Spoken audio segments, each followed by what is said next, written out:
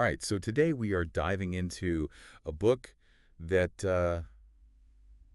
definitely doesn't mince words. Oh, yeah. Excuse me, Your Life is Waiting. The Astonishing Power of Feelings by Lynn Grabhorn. And judging by that New York Times bestseller sticker on the cover, I'm seeing uh, it clearly struck a chord with a lot of readers. Right, like the title itself is a double take. Yeah. And check out this cover art. Bright yellow cartoon people yelling through megaphones. Yeah.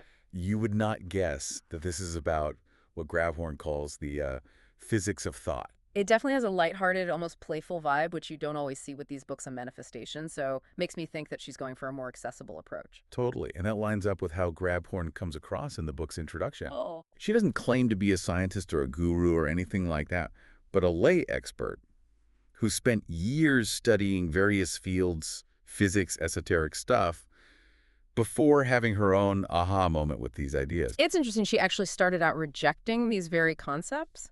Really? Yeah, she thought they were too simplistic, then something flipped for her. Flipped is the perfect word. Like her whole perspective did a 180. Have you ever experienced that? Yeah. An idea you dismissed that suddenly just clicked. Absolutely. It's Right. often how we react to new concepts that challenge what we think we know. Right. And Grabhorn seems to be aiming for that kind of aha moment for her reader. For sure. And she uses stories to really drive those points home, like the one about Slugger Jesse. Ah, yes, the Little League phenom. Yeah. Grabhorn really sets the scene, this kid hitting home run after home run with a bat that looks comically oversized for him. It's almost cinematic. Yeah, And when they ask Jesse how he does it, his answer is so matter of fact. you Like, know. I don't know. Each time I get up to bat, I just feel what it's going to be like to connect. And I do. Boom. Right there, Grabhorn introduces the core of her argument. The power of feeling. Yes. The story is memorable, almost magical, and it makes you wonder if you're missing out on this feeling thing. Totally. Oh. It makes you want to understand how this kid does it. Yeah, And Grabhorn doesn't shy away from challenging conventional wisdom. right. She calls this whole idea that we're at the mercy of external forces the human condition. Uh-huh. And then she hits you with that line. Didn't it ever strike you as bizarre that our lives should be so tough when we're all so brilliant? Ooh. It makes you stop and think, right. Like, are we really just victims of circumstance, or is there more to it than that? And this is where Grabhorn introduces her central idea. We've been taught backwards. Okay. It's not external factors that determine our lives, but the feelings we emit. Mm. We're like walking magnets, attracting experiences that match our dominant emotional state. Okay, so let me get this straight. She's saying that if I'm constantly worried and stressed, I'm actually attracting more things to be worried and stressed about. That's the gist of it. Yeah, she's not saying that hard work and planning don't matter, but that our feelings act like a powerful filter shaping our experiences. It makes you wonder how much attention we pay to our everyday emotional state.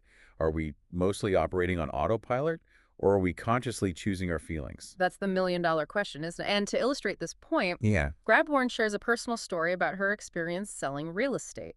Oh, yeah. The one where she had this big deal on the line, but couldn't shake this feeling of dread. Exactly. Yeah. She had done everything right on paper, but her gut feeling was screaming, danger! Yeah. And guess what happened? The deal fell apart. The deal fell apart. Her mentor, Tom, called her out on it. You blew him away with your fears. If you can't feel it happening, it won't. It's like her fear became a self-fulfilling prophecy. And that's a key takeaway for me. Even with the best intentions, if your feelings aren't aligned, it can sabotage your efforts. Have you ever experienced something similar, where your emotions, despite your best efforts, seem to get in the way? Mm-hmm. Totally. Absolutely. I think we all have at some point. It's like that feeling when you're regretting a presentation and then sure enough, you end up stumbling over your words or something. It's a powerful illustration of how feelings can trump even our most conscious thoughts. So Grabhorn's saying it's not enough to just think positively. You have to feel it too. Okay, that's interesting. But then she gets into some pretty out there territory, like this experiment with tuning forks. Ah, yes, the tuning fork experiment. Yeah. It supposedly shows that thoughts have a measurable energy that can be photographed even through solid objects. Right. And the clarity of the image increased with the intensity of the emotion behind the thought. Right. She got this from another book, From Enigma to Science, which sounds like it's full of fascinating rabbit holes for anyone who wants to go deeper on that. Definitely. But before we get lost in the world of thought photography, Yeah. Grabhorn brings us back to something we can all relate to, paying bills. Ugh, the bane of everyone's existence. Right, but she uses it to illustrate how even mundane tasks can become sources of negative energy if we're not careful. Like if you're sitting there with your bills feeling resentful or anxious, you're sending out those low-frequency vibes, and who knows what you're attracting with that energy. Precisely. And she drives this point home with a story about a couple, Tony and Ginger, who were struggling financially despite having a good income. Okay. And Ginger talks about how paying bills would trigger this intense physical and emotional reaction for her. I'd either break out in a rash or have a migraine. I'd get that horrible sinking feeling in the pit of my stomach because I knew that what we had to pay and what we had in the bank simply didn't match. It's such a visceral description. You can practically feel her anxiety just listening to it. It's so relatable.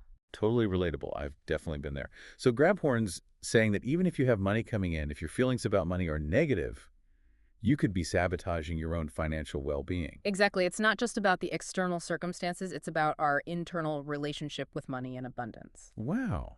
Okay, that's something to think about. Yeah. So if our feelings are that powerful, how do we shift them?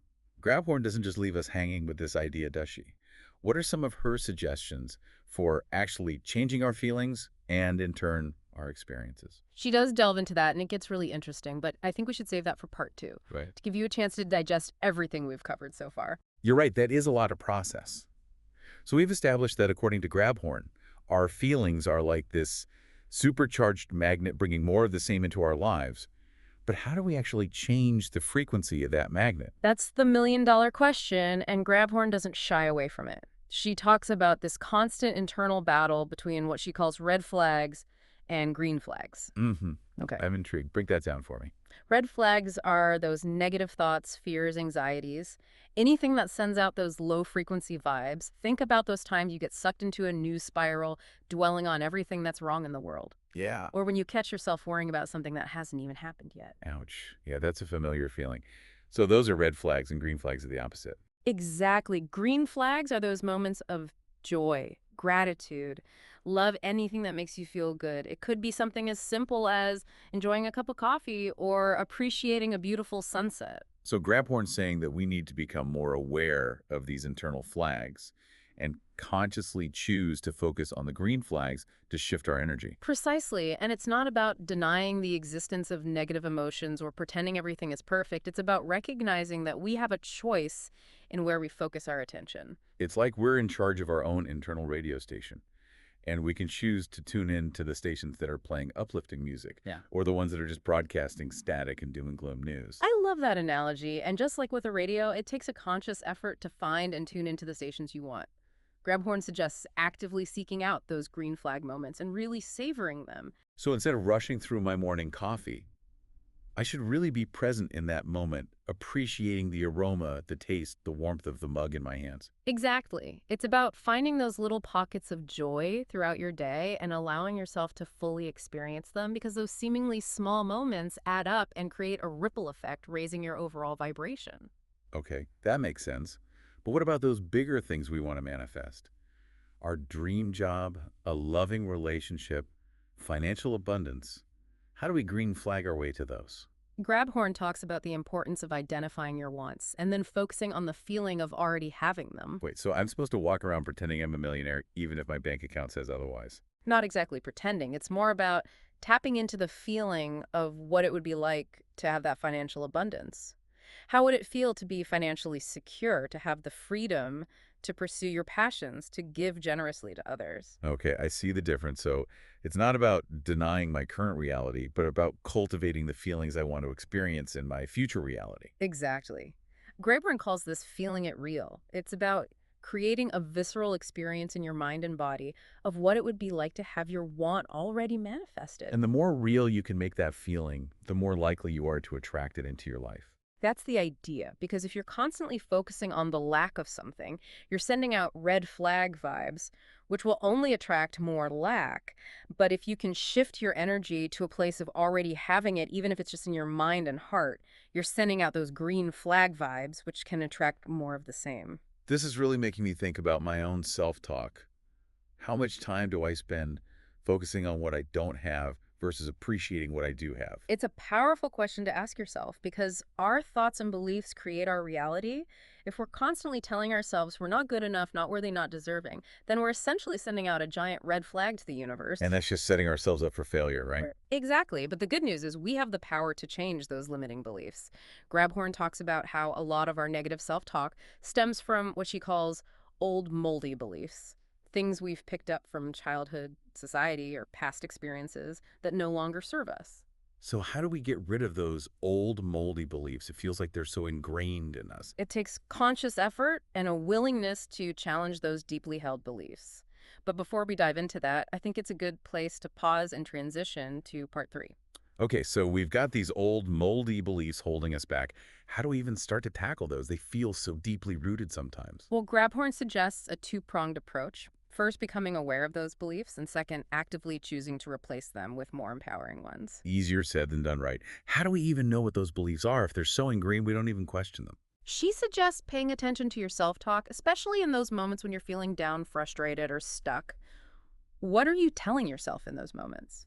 So like if I'm stressing about money and I catch myself thinking I'm never going to be financially secure, that's a red flag that there's a limiting belief lurking beneath the surface. Exactly. And once you've identified that belief, you can start to question its validity. So in that example, I might ask myself, is it really true that I'm never going to be financially secure? Is there any evidence to support that belief?